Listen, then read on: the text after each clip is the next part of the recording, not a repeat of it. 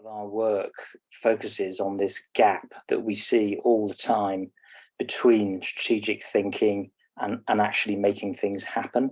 And this isn't unique to law firms. We see it in consumer goods, in healthcare, in automotive, in real estate, in all the places where we've operated. And for the last couple of years, we've been working fairly intensively in the legal environment. And I wanted to share some perspectives on the idiosyncrasies that the sector seems to have and some of the challenges and opportunities emerging. The first thing I wanted to say is I think in terms of strategy and implementation in the legal sector in particularly, disruption seems to have been dodged by and large to date. So many other sectors have been transformed due to technology, driving automation, disintermediation, fragmentation, the growth of new channels and so forth. But a lot of professional services firms seem to have escaped this. While the disruptors have garnered a lot of headlines, they haven't really threatened the large incumbents, which is interesting. And this may be about to change, of course, with generative AI, as Richard's mentioned, where many routine tasks are going to be automated and codification will be accelerated, and it'll provide a platform into new offers. And there's probably going to be far fewer billable hours required and far fewer junior staff required. This has some big implications, both strategically and operationally. And as I said in the intro, one of our observations is that strategy as a topic tends to be underplayed in professional services.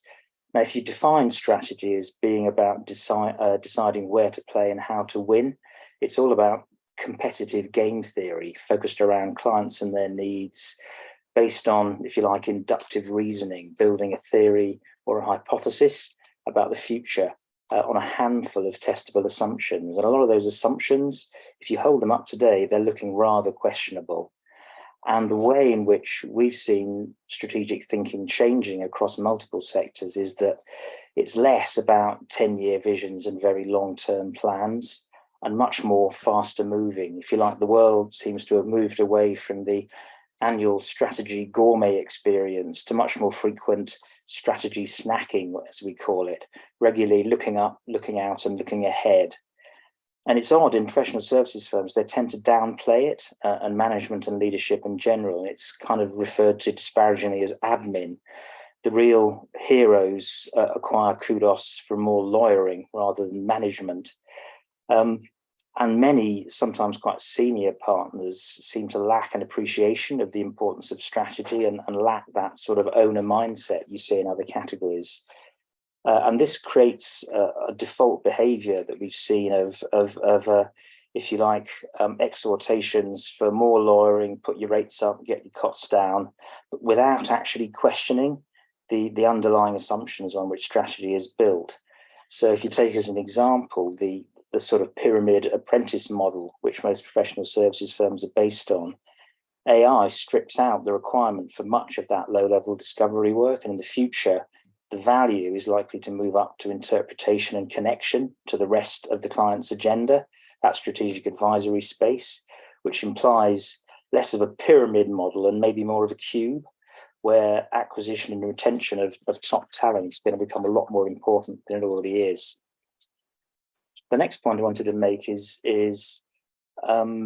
strategy is often quite conceptual, and strategy consultancies that we encounter regularly often leave their clients with a 368-page report that nobody really knows how to implement, nor indeed has much buy-in to.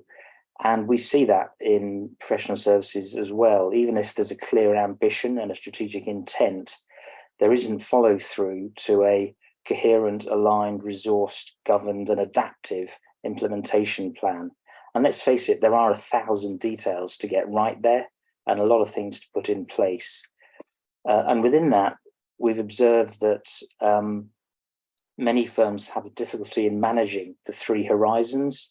If you like, horizon one around performance of the organization today, evolution towards the future, and then innovation on horizon three. And some don't even recognize those three horizons and spend 95% of their time and effort just on delivering for today, and kind of see it as a choice do I innovate or do I perform? Whereas, of course, it's about doing both.